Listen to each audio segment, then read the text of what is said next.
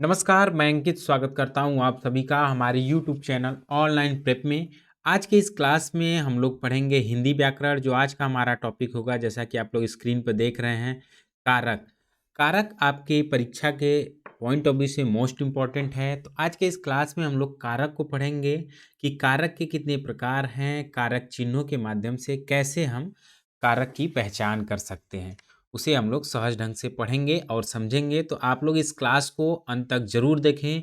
जो भी student BEd प्रवेश परीक्षा की तैयारी करना चाहते हैं, वह इस वीडियो के डिस्क्रिप्शन में हमारा कॉन्टेक्ट नंबर दिया है, उस पर कॉल या मैसेज करके जानकारी प्राप्त करके हमारी क्लासेस को ज्वाइन कर सकते हैं। ठीक है, तो हम देखते हैं आज की क्लास में कारक। कारक की परिभाषा क्या है उसे पढ़ेंगे। संज्ञा सर्वनाम के जिस रूप से उसका संबंध वाक्य की क्रिया या अन्य शब्द के साथ जाना जाए, उसे क्या कहते हैं? कारक कहते हैं। अब यहाँ हम समझेंगे कैसे हम कर्ता कर्म क्रिया के संबंध से जो है शब्द या वाक्य से समझ सकते हैं। जैसे यहाँ देखेंगे कर्ता कर्म क्रिया। कर्ता कर्म क्रिया तीनों के बीच संबंध स्थापित करता है, जो वह कारक चिन्ह होता है। कारक चिन्ह के ही माध्यम से जो है कर्ता कर्म क्रिया के बीच संबंध स्थापित होता है। अब एक उदाहरण के माध्यम से हम समझेंगे कि कैसे जो है कर्ता कर्म क्रिया के बीच संबंध स्थापित होता है। ठीक है, जैसे राम ने रावण को मारा। अब यहाँ पर हम लोग देखेंगे यहाँ पर कि राम क्या है? राम करता है, रावण कर्म इस वाक्य में, और मारा या मारने का जो कार्य किया जा रहा है वह क्या है? क्रिया है। ठीक है, राम के द्वारा जो मारने का कार्य किया जा रहा है, मारा यानी मारने का जो कार्य हो रहा है वह क्रिया है। किसको मारा जा रहा है? क्रिया से क्या प्रभावित हो रहा है? रावण प्रभावित हो रहा है, यानी रावण क्या है? कर्म है। आप यहाँ ध्यान देंगे इस वाक्य में ने और को, ये दोनों क्या है? ये कारक चिन्ह है। क्या है? कारक चिन्ह। इसी कारक चिन्हों के माध्यम से कर्ता कर्ता कर्म क्रिया तीनों के बीच संबंध स्थापित होता है, तो वह क्या कहलाता है? कारक कहलाता है। ठीक है, कारक के मुख्यतः जो प्रकार हैं आप लोग ध्यान रखेंगे, 8 प्रकार हैं। कर्ता कारक, कर्म कारक, करण, संप्रदान, अपादान, संबंध, अधिकरण और संबोधन।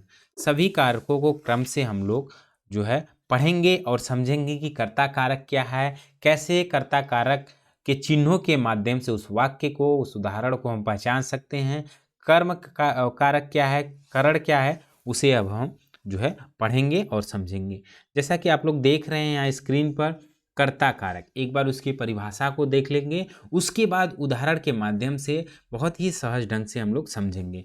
वो दिया हुआ है इसका परिभाषा कि संज्ञा या सर्वनाम। संज्ञा यानी राम, राम क्या है? संज्ञा है। सर्वनाम संज्ञा के स्थान पर जो प्रयुक्त होता है, जैसे यह वह, ये सभी क्या है? मैं तुम, जो है सर्वनाम है। यानी संज्ञा या सर्वनाम के जिस रूप से क्रिया के करने वाले का बोध होता है, उसे कर्ता कारक कहा जाता है। जैसे यहाँ दिया है मोहन पुस्तक पढ़ता है।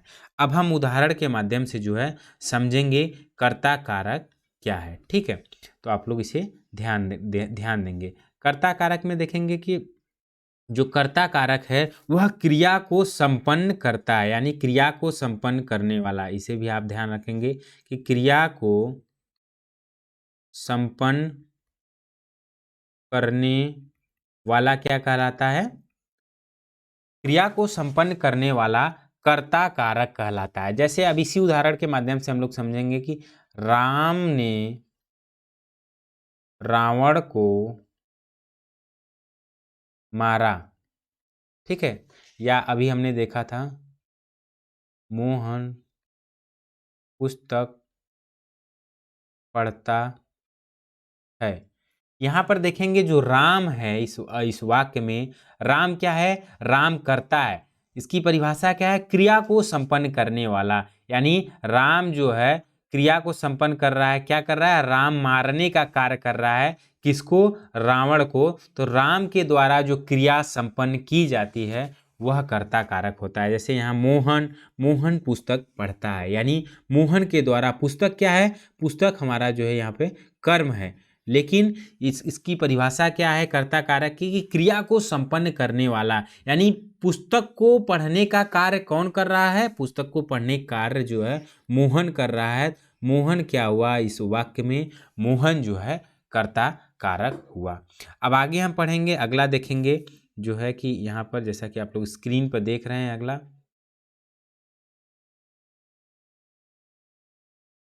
कर्म कारक। कर्म कारक क्या दिया हुआ? कर्म कारक की परिभाषा को पहले समझेंगे। संज्ञा या सर्वनाम के जिस रूप पर क्रिया के व्यापार का फल पड़ता हो, या कह सकते हैं क्रिया से प्रभावित होता हो, उसे कर्म कारक कहते हैं। जैसे उदाहरण को समझ लेते हैं कि श्याम पाठशाला जाता है। ठीक है, श्याम पाठशाला जाता है। अब यहाँ हम लोग समझेंगे कि कैसे उदाहरण के माध्यम से जो है वह कर्म कारक को पहचानेंगे। ठीक है, क्या दिया हुआ है?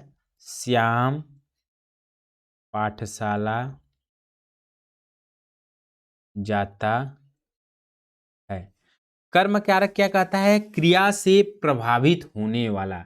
यानी क्या कहता है? क्रिया से जो प्रभावित होता है उसे क्या कहते हैं? कर्म कारक कहते हैं। जैसे श्याम पाठशाला जाता है। श्याम जो है कहाँ जाता है?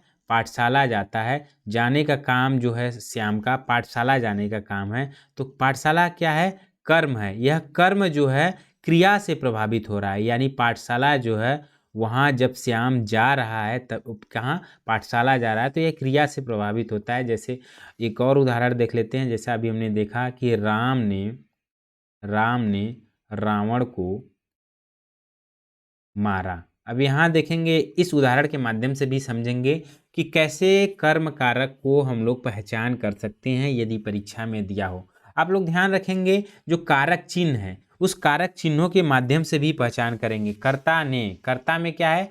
जैसा अभी हमने देखा कि कर्ता ने, कर्ता में जो या जो कारक चिन्हों का प्रयोग होता है, यहाँ आप लोग देखेंगे ने कारक चिन्हों का प्रयोग होता है। जो है कर्ता जो क्रिया कारक है उसमें जो कारक विभक्ति चिन्ह का प्रयोग होता है ने का होता है, और कर्म में को विभक्ति चिन्हों का प्रयोग होता है। किसका?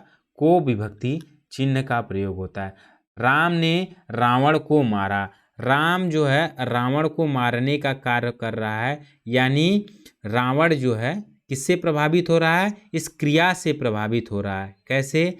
जो है रावण को मारने का कार्य राम कर रहा है, यानी रावण मारा जा रहा है। तो यहाँ क्रिया से जो प्रभावित होता है वह क्या कहलाता है? वह कर्म कहलाता है। यानी यहाँ ध्यान रखें, कर्म को, ये को चिन्हों का प्रयोग है। ऐसे एग्जाम में दिया रहेगा, को चिन्ह के नीचे आपका इस तरीके से जो है रेखा दी होगी। पूछा जाएगा कि इस वाक्य में कौन सा कारक चिन्ह है। ठीक है, इस प्रकार से हम लोग समझेंगे। आगे हम लोग पढ़ते हैं अगला जो दिया हुआ है, जैसा कि आप लोग स्क्रीन पर देख रहे हैं, करण कारक। करण कारक क्या है उसके चिन्ह के बारे में हम लोग देख सकते हैं कि विभक्ति चिन्ह क्या है। करण से या के द्वारा, से या के द्वारा जिस वाक्य में, जिस उदाहरण में दिया हो वह करण कारक कहलाता है। लेकिन उसे हम लोग कैसे समझेंगे? परिभाषा पहले देख लेते हैं कि संज्ञा या सर्वनाम के जिस रूप से कर्ता के काम करने के साधन का बोध हो, या कह सकते हैं उपकरण, उपकरण के द्वारा कार्य किया जाए उसका बोध हो, उसे करण कारक कहते हैं। जैसे राम ने बाण से बलि को मारा। इस उदाहरण को हम लोग देखेंगे कि राम ने बाण से बलि को मारा। राम जो है यह करता है, किस मारने का कार्य किसे कर रहा है? बलि को। तो बलि क्या है? बलि कर्म है। लेकिन किससे मारने का कार्य कर रहा है? बाण से। तो यह बाण जो है क्या कहलाएगा? बाण ही, बाण जो है करण कारक कहलाएगा। एक और उदाहरण के माध्यम से हम लोग समझेंगे कि करण कारक क्या है। ठीक है, जैसे यहाँ पर देखेंगे करण कारक, यानी करण कारक जो है क्रिया का साधन है या उपकरण, ध्यान रखेंगे। इससे आप लोग जो है क्रिया का साधन, इसे आप लोग याद रखेंगे। इसी से जो है आप लोग जो है कारक चिन्हों को या कारक को पहचान सकते हैं, ठीक है। या उपकरण है, क्या है, क्रिया का साधन है या उपकरण है। जैसे एक और उदाहरण लेते हैं कि रागिनी साइकिल से स्कूल गई। क्या, रागिनी साइकिल से स्कूल गई, ठीक है। यहाँ ध्यान रखेंगे आप लोगों को करण कारक या जो कारक है उसकी परिभाषा को इसलिए बता रहे हैं कि आप लोगों को जानकारी रहे उसकी परिभाषा क्या है। लेकिन उदाहरण के माध्यम से आप लोग यदि समझेंगे तो आप लोगों को कारक चिन्ह बहुत ही आसानी से कारक के बारे में भी पता हो जाएगा। जैसे रागिनी साइकिल से स्कूल गई, यानी रागिनी क्या है, रागिनी यहाँ कर्ता कारक है, गई यानी जाने का कार्य कर रही, तो यह क्या है, यह क्रिया है। और स्कूल क्या है, स्कूल जो है यह कर्म है। किससे गई, तो साइकिल से गई। साइकिल क्या है, यह क्रिया का साधन है, यानी रागिनी जाने का कार्य कर रही है। कहाँ, स्कूल जाने का कार्य कर रही है या बाजार जाने का कार्य कर रही है। तो कार्य कर रही है तो उस कार्य का साधन क्या है, उस कार्य का उपकरण क्या है, साइकिल है। क्या है, साइकिल है। यानी साइकिल जो है इस वाक्य में क्या होगा, करण कारक होगा। क्या होगा, करण कारक। यानी करण कारक में जो इसकी परिभाषा होगा इस वाक्य में क्या होता है, करण कारक जो होता है वह क्रिया का साधन होता है या उपकरण होता है, ठीक है। एक और उदाहरण के माध्यम से हम लोग समझ लेंगे करण कारक। वह कलम से पत्र लिखा। क्या, वह कलम से पत्र लिखा। आप लोग ध्यान रखेंगे कि अलग अलग उदाहरण के माध्यम से इसलिए आप लोगों को बता रहे हैं ताकि जो कारक है वह आप लोगों को आसानी से समझ आ जाए। वह मतलब यहाँ वह क्या है, वह सर्वनाम है यानी कर्ता है। लिखा यानी लिखने का कार्य जो कर रहा है वह क्या है, क्रिया है। क्या लिख रहा है वह पत्र लिख रहा है। पत्र क्या है, वह पत्र जो है कर्म है। लेकिन किससे लिख रहा है, कलम से लिख रहा है। यहाँ से चिन्ह का प्रयोग हुआ है। आप लोग ध्यान रखेंगे, अभी हमने पढ़ा था कि करण कारक में से या के द्वारा, से या के द्वारा चिन्ह या विभक्ति चिन्हों का प्रयोग होता है तो क्या कहलाता है, करण कारक कहलाता है। इस चिन्ह से भी समझेंगे, इस उदाहरण में भी समझेंगे। वह कलम से पत्र लिखा, यानी पत्र को लिखने का कार्य किससे कर रहा है, कलम से। तो कलम क्या हुआ, इस वाक्य में कलम जो है उपकरण हुआ। क्या हुआ, उपकरण या साधन हुआ जो पत्र लिखने का कार्य कर रहा है। तो यह वाक्य करण कारक कहलाएगा, ठीक है। आगे हम लोग पढ़ेंगे अब अगला जो है संप्रदान कारक। संप्रदान कारक, जैसा कि आप लोग स्क्रीन पर देख रहे हैं। अब इसकी परिभाषा को देख लेते हैं, फिर उदाहरण के माध्यम से हम लोग संप्रदान कारक को समझेंगे। संज्ञा या सर्वनाम के जिस रूप के लिए क्रिया की जाए उसे संप्रदान कारक कहते हैं। अब यहाँ क्या दिया हुआ है, जैसे अध्यापक विद्यार्थियों के लिए पुस्तकें लाया, ठीक है। अब इसे हम लोग देखेंगे यहाँ पर कि कैसे जो है संप्रदान कारक को हम लोग समझेंगे। क्या दिया हुआ है, अध्यापक विद्यार्थियों के लिए पुस्तकें लाया, ठीक है। अध्यापक विद्यार्थियों के लिए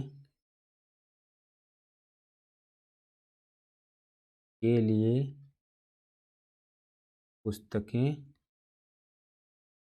लाया, ठीक है। अध्यापक किसके लिए पुस्तकें लाया, विद्यार्थियों के लिए। अब हमने क्या देखा, अभी हम पढ़ रहे हैं यहाँ पर, जैसा कि आप लोगों को विभक्ति के बारे में भी बताते चले, अपादान कारक, ठीक है। क्या, संप्रदान कारक। संप्रदान कारक, यहाँ ध्यान रखेंगे, संप्रदान कारक में जो विभक्ति चिन्ह का प्रयोग होता है, को या के लिए विभक्ति चिन्हों का प्रयोग होता है। किसका, को या के लिए जो विभक्ति चिन्हों का प्रयोग होता है, किसी वाक्य में प्रयोग हो या विभक्ति चिन्ह दिया हो तो आप लोग तुरंत उसे ध्यान रखेंगे, यह कौन सा कारक होगा, तो संप्रदान कारक होगा। अभी हम लोग संप्रदान कारक के उदाहरण से समझेंगे कि संप्रदान कारक को कैसे पहचान सकते हैं। अध्यापक विद्यार्थियों के लिए, जैसे आप लोग ध्यान रखेंगे, जैसे ही आएगा विद्यार्थियों के लिए विभक्ति चिन्ह प्रयोग होगा तो उससे पता चल जाएगा कि यह संप्रदान कारक है। और ऐसे भी समझेंगे, अध्यापक जो है वह करता है, लाने का कार्य क्रिया है, पुस्तक यानी कर्म है, किसके लिए? विद्यार्थियों के लिए। तो संप्रदान कारक क्या होता है? जिसके लिए कोई क्रिया संपन्न की जाए, क्या कहलाता है? यहाँ ध्यान रखेंगे, जिसके लिए कोई क्रिया संपन्न की जाए उसे क्या कहते हैं? संप्रदान कारक कहते हैं। क्या कहते हैं? संप्रदान। तो जिसके लिए कोई क्रिया संपन्न की जाए, यानी अध्यापक किसके लिए क्रिया को संपन्न कर रहा है? विद्यार्थियों के लिए। विद्यार्थी क्या होगा? यह विद्यार्थी जो है संप्रदान कारक होगा, क्योंकि विद्यार्थियों के लिए यहाँ दिया हुआ है, विद्यार्थी के बाद जब के लिए चिन्ह दिया हुआ है। आप लोग ध्यान रखेंगे कि जब भी उदाहरण इस प्रकार वाक्य दिया होगा तो विद्यार्थियों के लिए के नीचे जो है इस तरीके से रेखा होगी, या कारक चिन्हों के माध्यम से आप समझेंगे, या उस परिभाषा उसके माध्यम से समझेंगे कि जिसके लिए। संप्रदान कारक में क्या है कि जिसके लिए जो है क्रिया को संपन्न की जाए। अध्यापक विद्यार्थियों के लिए क्रिया संपन्न कर रहा है, यानी पुस्तकें लाने का कार्य विद्यार्थियों के लिए कर रहा है, तो ये क्या होगा? यह संप्रदान कारक होगा। उसी प्रकार से सभी छात्र अपने जीवन को सुखमय बनाने के लिए पढ़ रहे हैं, यानी जैसे आप लोग अपनी जो पढ़ाई कर रहे हैं, अपनी तैयारी कर रहे हैं, किस लिए कर रहे हैं? तो आप लोग अपनी तैयारी प्रवेश पाने के लिए कर रहे हैं कि हमारा जो है प्रवेश हो जाए, ठीक है, उसके लिए। यानी आपका जो कार्य है वह किसके लिए हो रहा है? प्रवेश पाने के लिए हो रहा है। तो यह क्या कहलाएगा? यह संप्रदान कारक कहलाएगा, यानी आपका जो कार्य किया जा रहा है वह किसी का विशेष कार्य के लिए किया जा रहा है, ठीक है। अगला हम लोग देखेंगे, जैसा कि आप लोग स्क्रीन पर देख रहे हैं, अगला आपका दिया हुआ है अपादान कारक। अपादान कारक का चिन्ह, विभक्ति चिन्हों को पहले हम लोग देख लेते हैं। इसमें क्या है? अपादान कारक में जो विभक्ति चिन्ह है से, यानी दिया हुआ पृथकत्व बोधक, यानी जहां अलगाव का, आप लोग इसे ध्यान रखेंगे, जहां अलगाव की बात हो वहां पर अपादान कारक होता है। काफी महत्वपूर्ण कारक है, बहुत बार एग्जाम में इससे प्रश्न पूछे जाते हैं। तो अभी हम लोग अपादान कारक में जो से विभक्ति चिन्ह दिया हुआ है और करण कारक में जो से विभक्ति चिन्ह दिया हुआ है उसमें अंतर को भी समझेंगे। सबसे पहले हम अपादान कारक को समझेंगे कि अपादान कारक क्या है, उसकी परिभाषा को सबसे पहले हम लोग देखेंगे। यहाँ स्क्रीन पर दिया हुआ है कि संज्ञा सर्वनाम के जिस रूप से पृथकता आरंभ, यानी अलगाव, जिसे अलगाव कहते हैं, अलग होने का भाव, अलगाव का अर्थ होता है अलग होने का भाव का बोध हो, उसे अपादान कारक कहते हैं। जैसे यहाँ दिया हुआ उदाहरण, गंगा हिमालय से निकलती है, ठीक है। यहाँ हम लोग समझेंगे कि अपादान कारक क्या है। जैसे इसको सबसे पहले हम लोग इसे मिटा देते हैं, उसके बाद समझते हैं। क्या दिया हुआ है? गंगा हिमालय से निकलती है, ठीक है। तो हम लोग लिख लेते हैं, गंगा हिमालय से निकलती है, ठीक है। क्या पढ़ रहे हैं? अपादान कारक। जहां अलगाव की बात हो वह जो है क्या कहलाता है? वह अपादान कारक कहलाता है, ठीक है।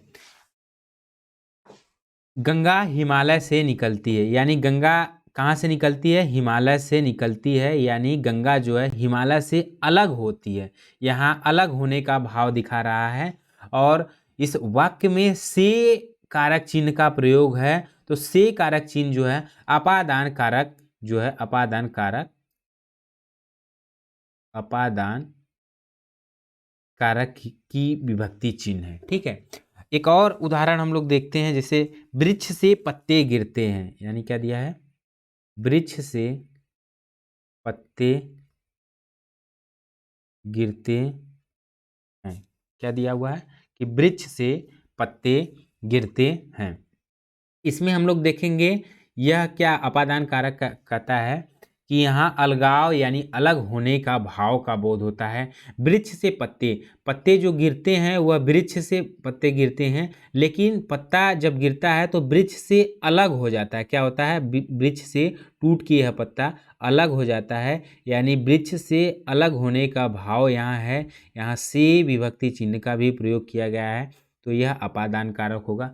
अब हम समझेंगे कि करण कारक जो भी हमने पढ़ा था उसमें भी से चिन्ह का प्रयोग हुआ था और अपादान में भी। तो यहाँ हमने उदाहरण से समझा था कि वह कलम से पत्र लिखा। क्या?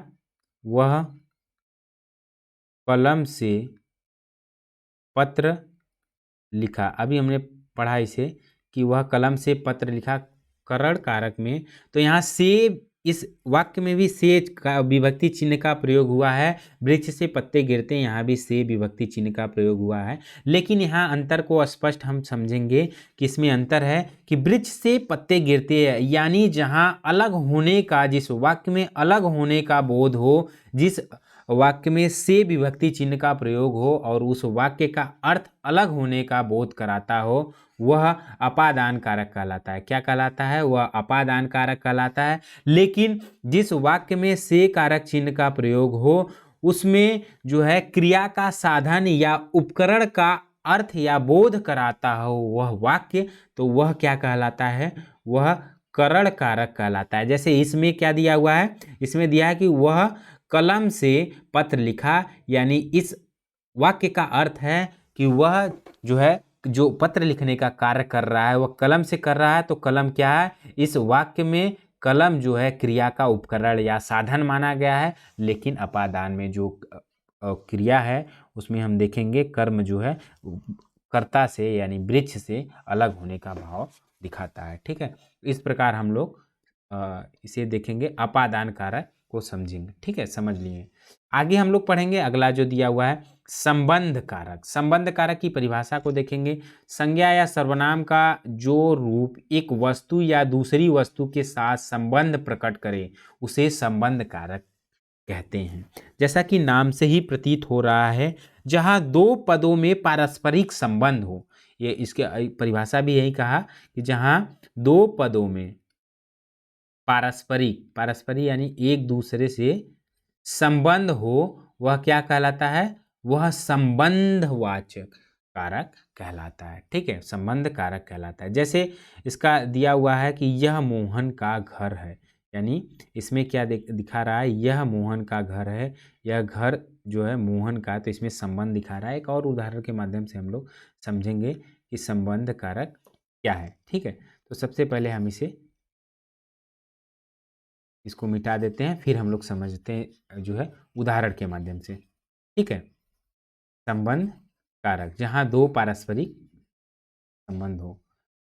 जैसे देखेंगे, एक उदाहरण देखेंगे कि राजा दशरथ के 4 पुत्र थे, यानी राजा दशरथ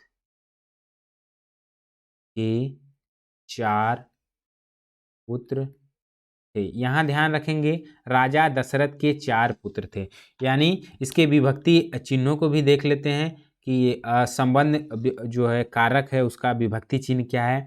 जहाँ का हो, के हो, की हो, जिस वाक्य में लगा हो वह संबंध कारक होता है। जैसे इस वाक्य में हम लोग देखेंगे तो इस वाक्य में क्या है?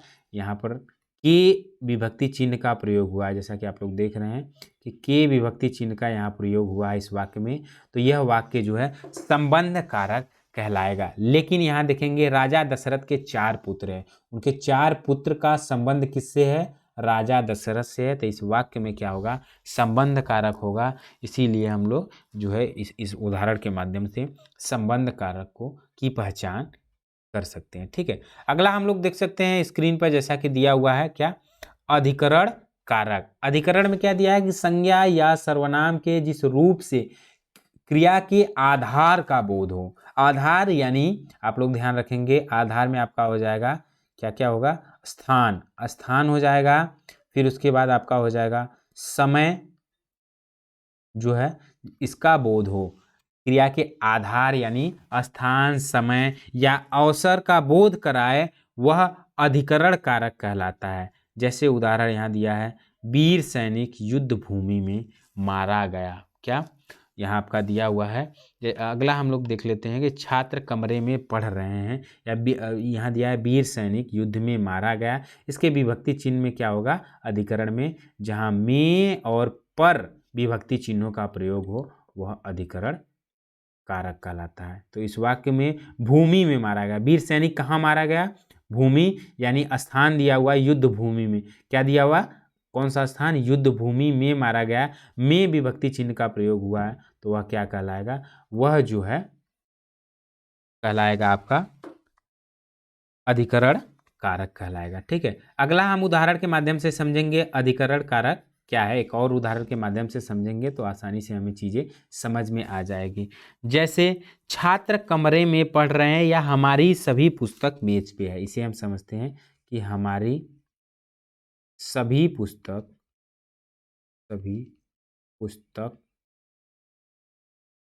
मेज पर हैं। अब यहाँ ध्यान रखेंगे, अभी जो हम पढ़ रहे हैं अधिकरण कारक, अधिकरण कारक में जो विभक्ति चिन्ह है वह क्या है, में हो या पर हो। तो अभी हम देखेंगे इस वाक्य में क्या दिया हुआ है, पर दिया हुआ है, तो इससे भी हम पहचान कर सकते हैं कि यह जो वाक्य है, यह जो उदाहरण है अधिकरण कारक का उदाहरण है।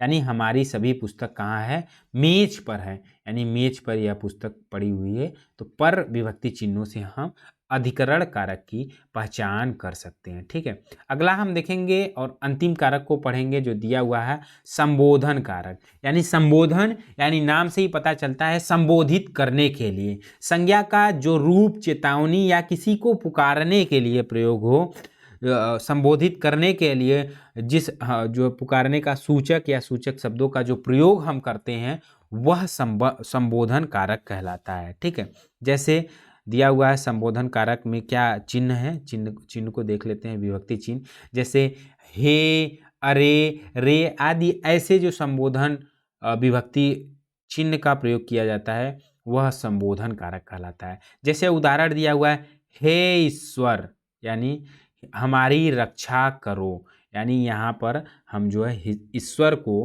पुकार रहे हैं कि हे ईश्वर, हे जो है यह संबोधन के विभक्ति कारक है, संबोधन में कारक चिन्ह का प्रयोग हुआ है, इससे पता हो जाएगा।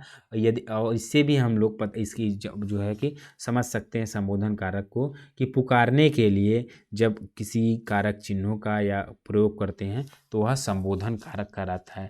जैसे एक और उदाहरण हम लोग देख लेते हैं, हे तुम क्या कर रहे हो, हे इस प्रकार आपको लगा हो, तुम